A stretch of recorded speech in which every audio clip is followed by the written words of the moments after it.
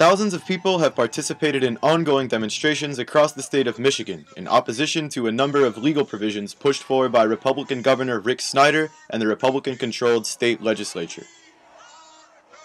A protest held at the state capitol in Lansing on Wednesday, April 13th, is reported to have drawn as many as 5,000 demonstrators from all over the state, while additional mobilizations have been held in areas such as Detroit and Flint. Organized labor has played a critical role in the demonstrations, with union members coordinating many of the actions.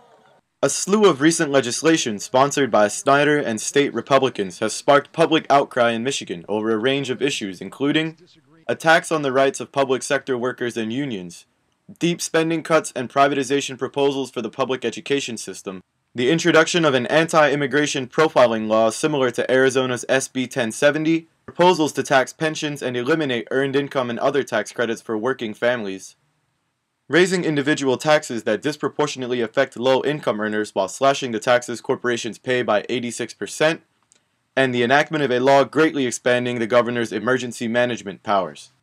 Former UAW local president Frank Hammer says this is part of an emergent national strategy spearheaded by right-wing think tanks and corporate dollars. The rest of the country is suffering from what's called the Great Recession.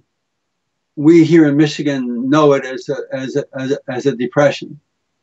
We have had the most unemployment for most of this period of time in the state of Michigan. The state of Michigan is the only state that's actually lost population. We have been devastated. And we now have the double whammo with the Republicans sweeping the elections in 2010 in this state, in the person of Governor Snyder, and the state legislature being dominated by Republicans in both the House and the Senate, and even in the Supreme Court.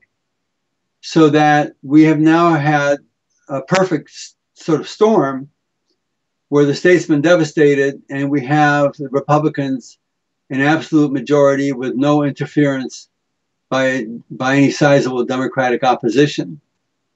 So as we've already seen in Wisconsin, Indiana, and Ohio and other states, they're beginning to implement what appears to be a national strategy that's being done in every state, whereby the corporations, through their contributions to something called the American Legislative Exchange Council, which is a national organization that is supporting right-wing think tanks in, I think, about 46 states, who are feeding these states model types of legislation that contribute to 4 objectives of this American Legislative Exchange Council, also known as ALEC, which includes privatization, which includes the elimination of regulations on corporations, includes the elimination of pollution controls on corporations. Those are the things that ALEC is supporting. According to a report by the American Association for Justice, on the surface, ALEC's membership is mostly comprised of thousands of state legislatures.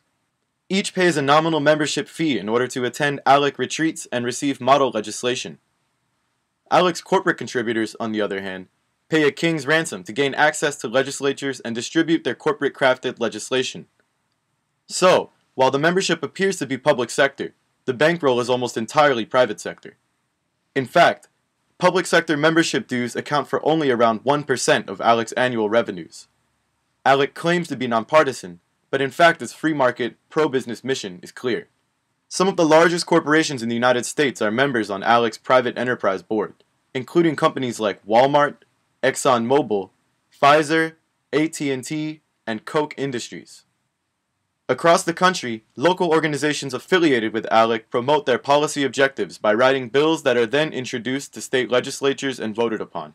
The local vehicle here in Michigan is the it's a Mackinac Center for Public Policy, which is a right-wing think tank, which is responsible for writing up 33 different legislative bills that have been introduced into the state government by the Republican legislature for passage, which includes the centerpiece is the Emergency Financial Manager Bill, which builds on a legislation that's previously existed in the state by giving unrestricted power to the emergency financial manager, including the right to dissolve local municipal governments, the right to tear up union contracts, and the like. And that's just one of the bills. There are 32 others that pretty much go after public sector workers,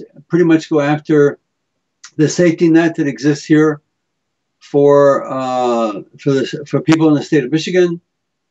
And this is all being driven through the Mackinac Center for Public Policy. Snyder's Emergency Management Act allows him to personally handpick appointees, now including corporate CEOs, to oversee and manage struggling municipalities that are declared to be in a state of financial emergency based on 18 new triggers. Signed into law on March 16th of this year, the new provisions grant appointed individuals such expanded powers as the ability to strip locally elected officials of their power, seize and sell public assets, cut back services, and break contracts with public employees at will.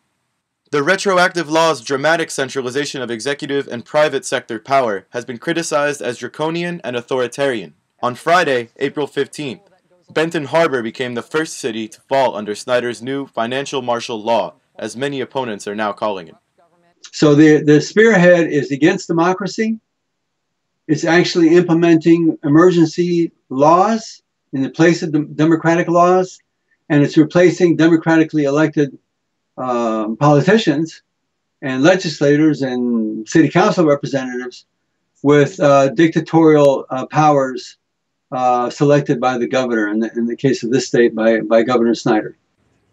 Groups in Michigan have initiated an effort to recall Governor Snyder, mirroring some of the recall strategies organized in neighboring states like Wisconsin and Ohio. With more than 700 bills targeting public sector unions already introduced across the country, it appears that organized opposition to Republican policies like those in Michigan will continue as the national struggle over who will pay for the financial crisis rages on. This is David Doherty with the Real News Network.